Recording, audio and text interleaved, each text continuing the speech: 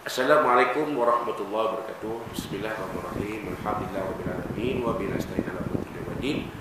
Wassalatu wassalamu ala sayyidina Rasulillah wa ala alihi wa sahbihi wa man tabi'ahum. Wa la rabbi shrah li sadri wa yassir li amri wa hlul 'uqdatam min lisani yafqahu qawli. Amma ba'd.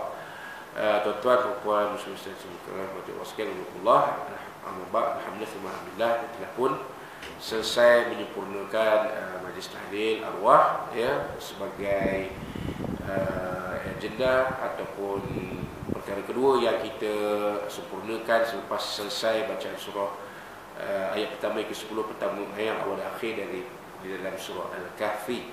Jadi sebelum kita teruskan dengan soalan-soalan ini, saya suka ceritalah untuk menyampaikan satu dua perkara kepada tuan-tuan dan puan. Yang pertama sekali, insya-Allah dalam masa dekat ini, dalam bulan Disember ini akan diadakan satu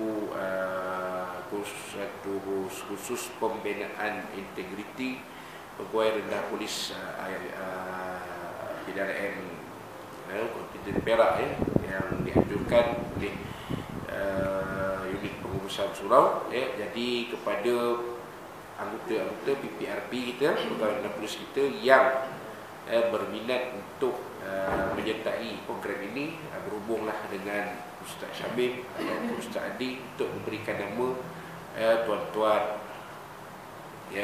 Saya belum mendapat maklumat yang terperinci sama ada melibatkan muslimin, peserta-peserta lelaki sahaja ataupun melibatkan peserta-peserta wanita sekali. Jadi untuk maklumat yang lebih lanjut bolehlah bertanya kepada Ustaz Syamim atau Ustaz Adi, dan sekiranya berminat boleh beri nama tuan-tuan, beri nama dan dari cawangan mana, dari jabatan mana, supaya boleh diberi pelepasan untuk mengikuti atau untuk menjadi peserta khusus pembinaan integriti pegawai rendah polis PDRM Kontingen Perak. Jadi kalau tuan-tuan cepat bergerak, maka harapan untuk menyertai khusus ini akan lebih cerah.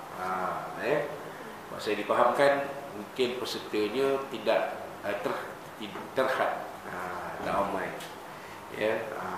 Jadi siapa cepat dia dapat. Jadi sebagai kita kata program penutup untuk tahun 2023 ini dari kami di Baka JIPS IPK Perak. Itu yang pertama. Dan yang kedua berkaitan dengan, sekali lagi saya cerita, mengajak tuan-tuan dan puan-puan untuk menyertai program pengusahaan Al-Quran yang kita adakan di semua jabatan-jabatan, bahagian-bahagian, cawangan-cawangan di IPK Perak ini khususnya.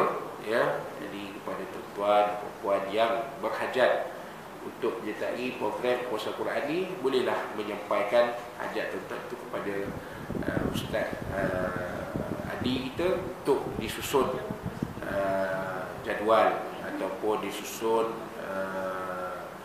masa untuk tuan-tuan dan puan berada dalam program pengusahaan Al-Quran ini. Dan ianya boleh diadakan sama ada secara berkelompok ataupun secara individu.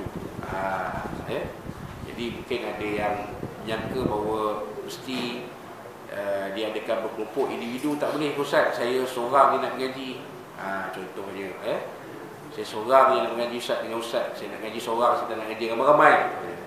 Jadi sebenarnya boleh. Itu adalah perbincangan di antara pelajar dengan ustaz-ustaz yang mengajar.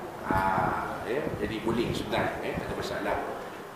Dan kita boleh datang ke tempat tuan-tuan dan perempuan untuk keselesaan tuan-tuan dan perempuan. Tak mesti di surau ataupun tak mesti di pejabat Baka. Boleh, kami boleh sampai ke tempat tuan-tuan dan perempuan. Jadi berbincang, adakanlah perbincangan dengan ustaz-ustaz kita supaya hajat tuan-tuan dan puan-puan untuk belajar Al-Quran itu akan dipermudahkan insya-Allah. Jadi itulah dua perkara yang sempat disampaikan untuk hari ini. Ya, wabillahi taufik. Wassalamualaikum warahmatullahi wabarakatuh.